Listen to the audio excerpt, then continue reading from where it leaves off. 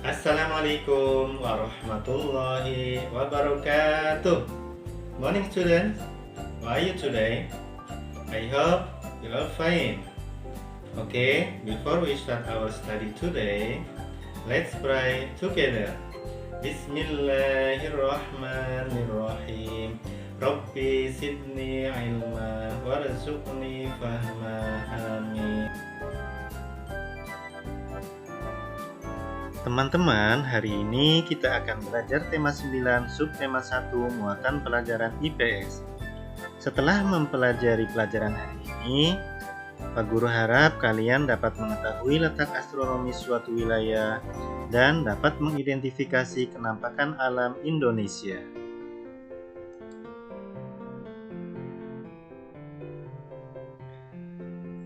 Menjelaskan garis lintang dan garis bujur suatu daerah. Letak suatu wilayah dapat ditentukan dengan menggunakan letak astronomisnya. Letak astronomis adalah letak suatu wilayah berdasarkan garis bujur dan garis lintang pada peta. Garis bujur adalah garis khayal yang membentang secara vertikal di atas permukaan bumi. Garis lintang adalah garis khayal yang membentang secara horizontal di atas permukaan bumi. Garis lintang dan garis bujur memiliki fungsi yang berbeda. Garis lintang berfungsi untuk menentukan perbedaan zona iklim di bumi seperti tropis, subtropis, sedang, dan kutub atau dingin. Garis bujur berfungsi untuk menentukan pembagian waktu di seluruh permukaan bumi.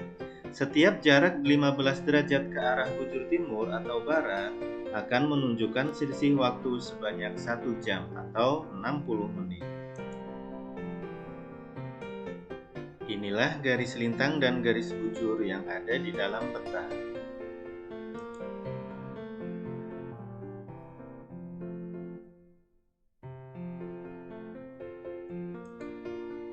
Letak astronomis Indonesia pada garis 6 derajat lintang utara sampai 11 derajat lintang selatan dan 95 derajat bujur timur sampai 141 derajat bujur timur.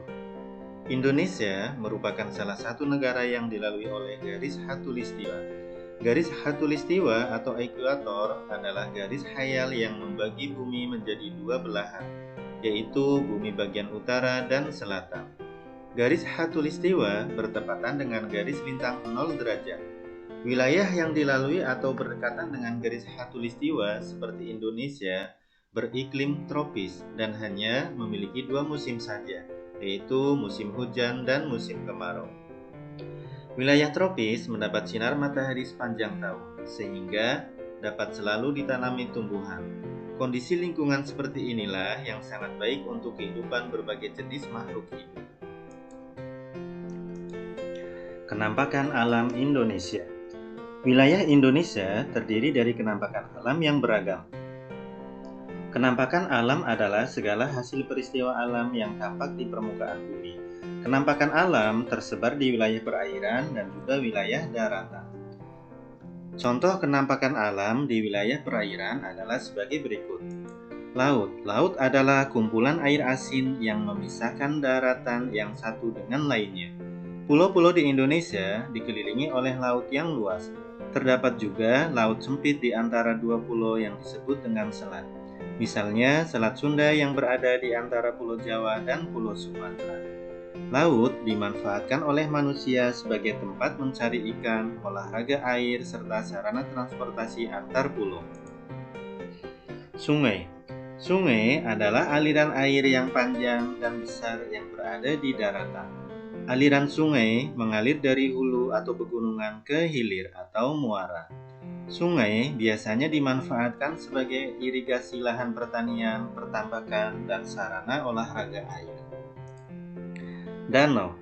Danau adalah cekungan luas yang digenangi air. Danau alami terbentuk melalui dua cara, yaitu akibat pergeseran dasar bumi atau kawah gunung yang terisi oleh air hujan atau disebut dengan danau vulkanik. Danau dapat dimanfaatkan sebagai sarana olahraga dan budidaya ikan air tawar.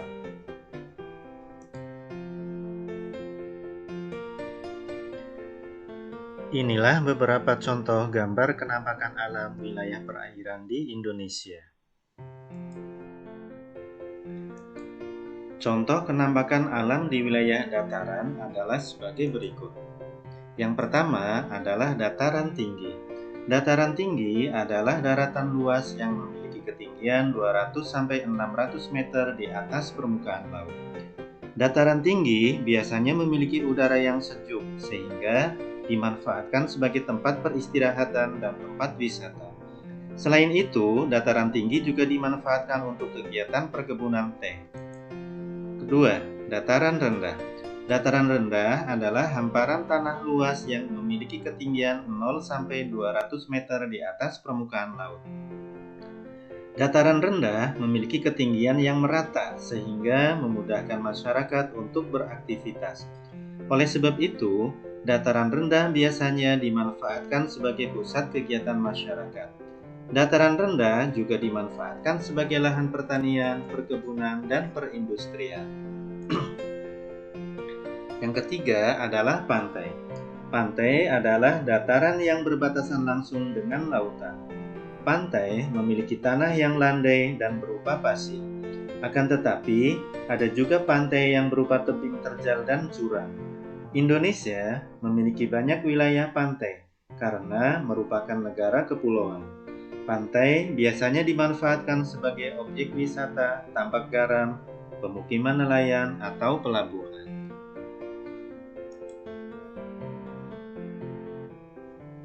Inilah beberapa contoh gambar penampakan alam wilayah daratan.